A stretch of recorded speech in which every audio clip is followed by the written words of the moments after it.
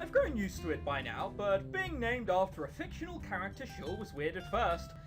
That said, Galvano is a pretty strange name as well. At least that sounds Italian. He's even got the moustache to go with it. You've got nothing. You're just named after a really bad TV show. In fact, I don't even know a lot about it. They just vaguely mention it in Galaxy Quest once. Alright, maybe it just runs in the family. And the aliens think that Gilligan's Island is actually a real thing. And it was historical documents. God, I love that film. At long last, we find a parking spot. And the car goes silent. Oh, get shy around boats apparently. Since we're finally here, I'll stop my complaining. I unlock the door and step onto the pavement. The cool summer breeze greets me as I stretch my muscles outside. In front of me rests an enormous cruise ship. I hadn't heard of it, but supposedly it's top-notch. That's why my father booked a vacation here. Today marks the beginning of its maiden voyage. Voyage? No, I'm going to say voyage and stick with my incredibly posh accent. The first voyage a ship makes. Yep, that's it. I'm well aware what maiden means. So I'm left wondering how a cruise ship can be known as top-notch without having made a single trip. Well, look at the Titanic. Nothing went wrong there, right? It's beautiful. Oh god, okay. He's suddenly looking a little bit more menacing. The ship went by a different name a long time ago. Don't say Titanic. Well, I can't remember it, but they refurnished the whole thing too. But it's almost like brand new. Brilliant. Ah, I get it. So it's a high-class ship that's been completely redone, and we'll be the ones to experience its first cruise.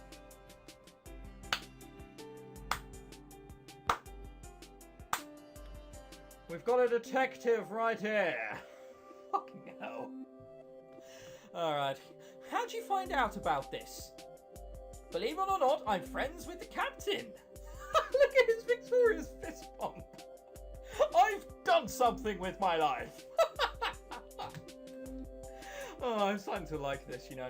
You know, company connections and all that. Well, you can't be an important businessman, you know, without some sort of stupid tie like that. Although, actually, I think that there might be their branding on the tie. The people who made this game. Well played. Well played. So he told me right away when he finally got enough money together to start up the cruise ship again. I see. I guess being a CEO does have its perks. A CEO? Of course it does. Alright, my father is a CEO of a rather large company. It's an insurance company, so to sum things up, my family is filthy rich. Wow. Well, I suppose with a name like Gilligan, you've got to be filthy rich, otherwise you're getting bullied for the rest of your life. However, I don't actually do anything for the company itself. At the moment, I only have a high school diploma. This is set in England, it's called a secondary school. It's not called a high school. And I'm grammar and conjugation all in one. Oh, that annoys me. And I'm to begin coursework at a prestigious university after secondary school. See, in England we have this thing. It's called college. You go there beforehand.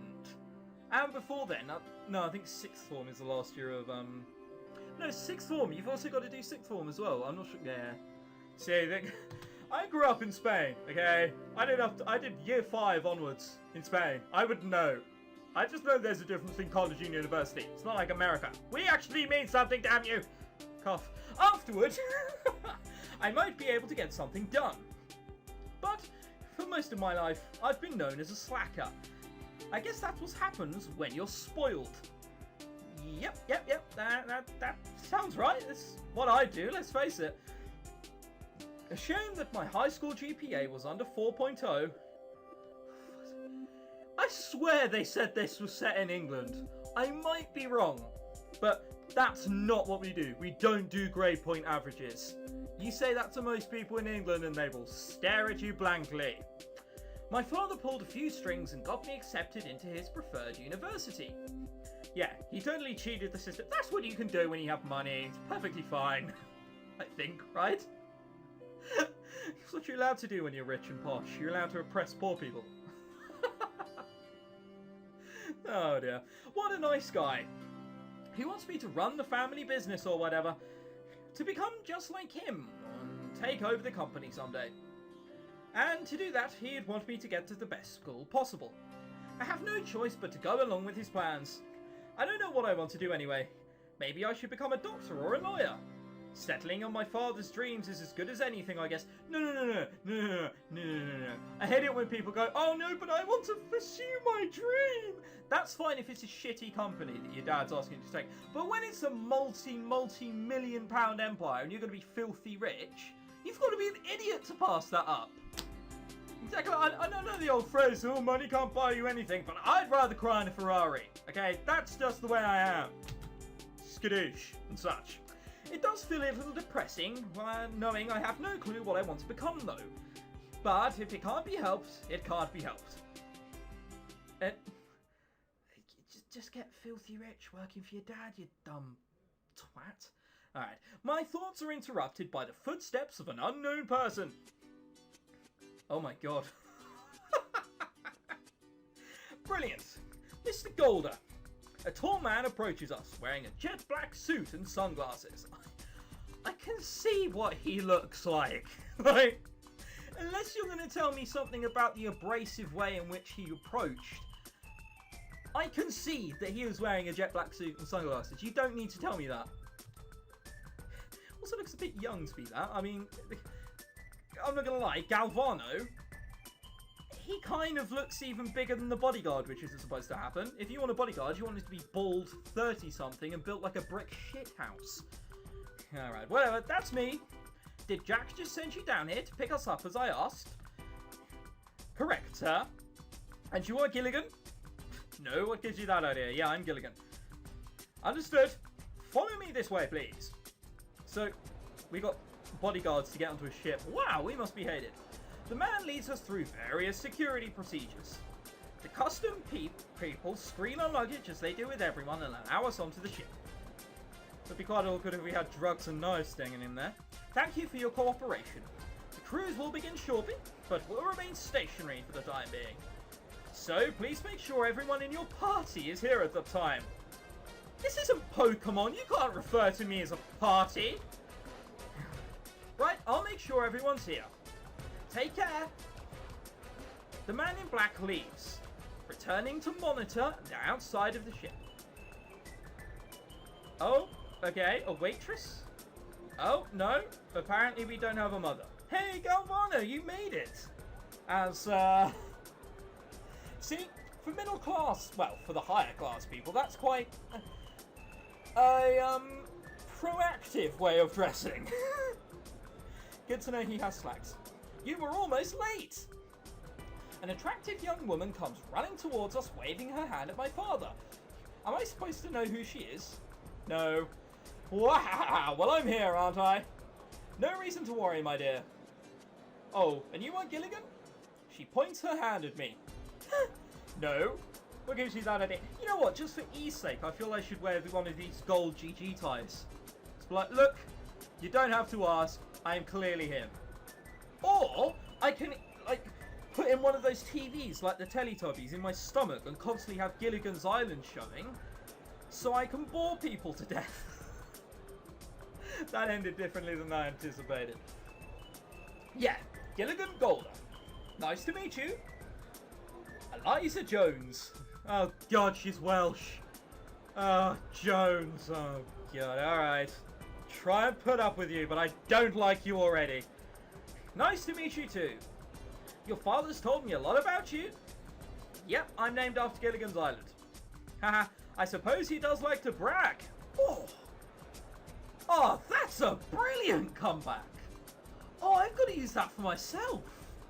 That's brilliant. I like that a lot. I can only wonder what if he's been saying is me good or not. Well, of course it's going to be good. That's right, you two haven't met before. I doubt I've met most of your friends, if you fit into the stereotypical person who's always at work and neglects his family. I told you I invited all the company's executive board members here, didn't I? Eliza is the CCO. CCO? Chief chairman? I'm struggling with what CCO is. I know what CEO is, but nah, I don't know what CCO is. Chief Commercial Officer. Brilliant. Head of Marketing. Okay, gotcha. Could have just said that. And you, Gilligan? Huh? I'm not a company member. I don't even work at the company. Wah! Someday you will. Someday. Right. Oh no, I've just left. Okay. Oh no, I haven't. Eliza turns round, waving at two more people I haven't seen before. Are these the other company members? What? What gives you that idea? No, they're just two people who've nicked the GG badge. Wow. I see why you had to pay to get into that university and pull some strings. You know, you run too fast, Eliza. There's no real hurry, you know. Yeah, well, he's ginger. He doesn't want to be seen that quickly. Although, considering it's Galvano, it wouldn't have been too surprising for him to miss the ship. Oh, ouch. Hey, hey. I might be getting a little slow in my old age, but I'm still Galvano. Old age? The guy you've got hanging off your fucking arm looks older than Galvano. The guy hanging off to the left arm looks like he should be a professor at fucking Hogwarts, let alone on a board of a major insurance company. Alright. Underestimating me would have been a careless mistake, says the person who missed his flight to California. That's the reason we ended up so close to being late again here. Oh, ouch. But we did get her in time, didn't we? And that's all that matters in the end. Nope, nope, I'm one of these people who, if they say at 8 down the pub, I'll be there at 5 to 8.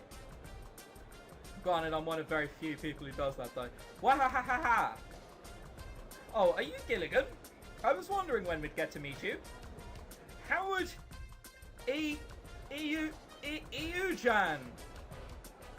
No, I have no idea what that means. Chief Operating Officer. Okay, so you actually run it and then report to the CEO. Gotcha! That or deals with the warehouse. Blythe Calica. What the fuck are these names? Are these pseudonyms they just picked out of a hat beforehand? What the fuck is that? Alright, Blythe Calico. Or Calico. Blythe Calico, we'll go with that. Chief Financial Officer. Oh wow, this person's got a proper job. Head of Accountants. It's a pleasure to meet you, Gilligan. Why, thank you. I wonder if we're ironically going to get stuck on an island. Hopefully not. The two of them stretch out their hands and I comply. Nice to meet you both. Sorry if I'm a bit more boring than my dad's stories lead you to believe. Well, not too hopeful. Oh, come on now. We've just met you, and I bet at the end of this cruise we'll have lots of fun memories. Okay, so I'm seeing that they can't fit all 4 characters into this screen. Do you know how to solve that? If you go to a 1280 by 720 screen, as opposed to 800 by 600, this would be sorted. Oh, it's one of my biggest bugbears. I know that all these characters are made in Photoshop, so it's not exactly difficult to stretch them either. Calm down, Tenarium. Calm down, Tenarium. It's fine. It's fine. It's accepted in visual novels to have a really small window. I hope so too. Do you like games, Gilligan? Yeah. Who doesn't?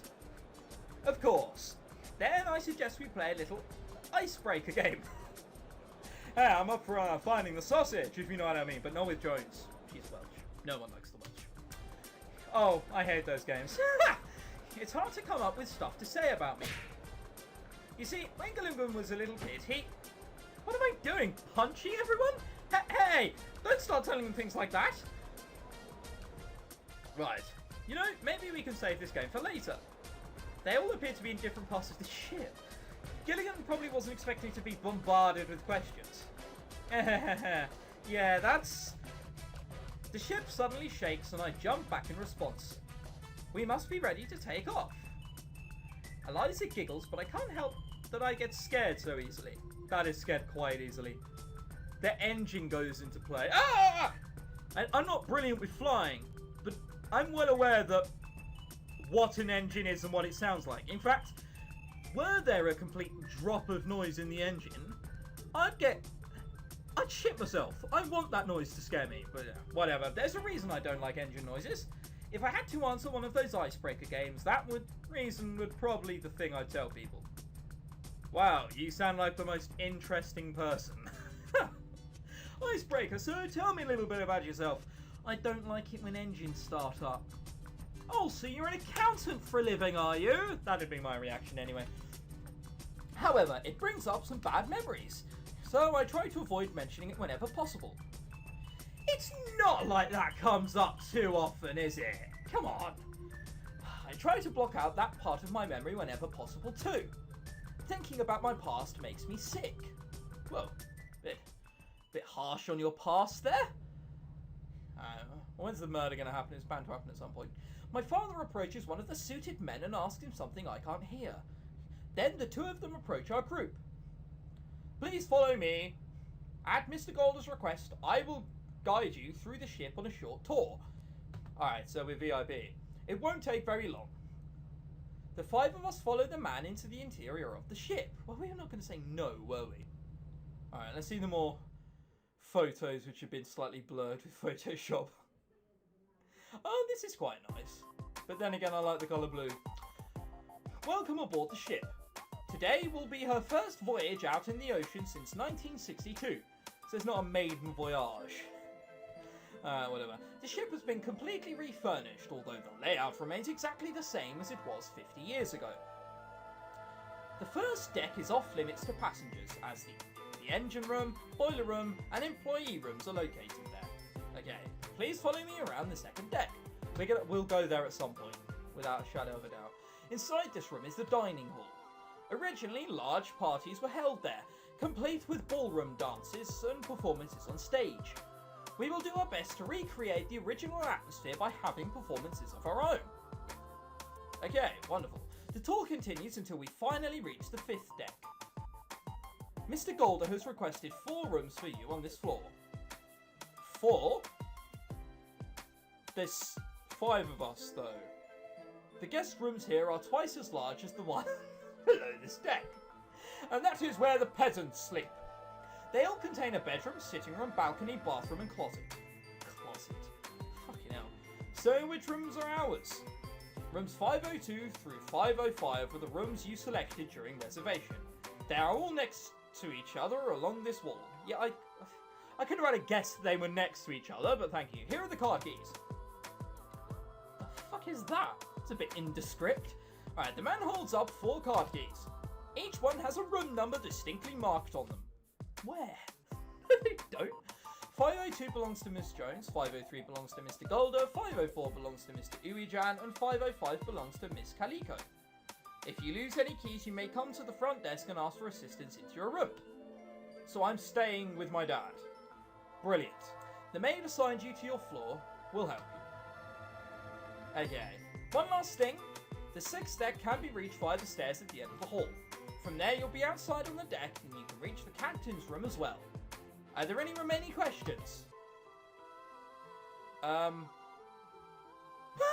Brilliant, so just a silent, don't even get prompted. You know what, I really do hope there are choices at some point in this game, because I feel it would be amazing were there to be choices.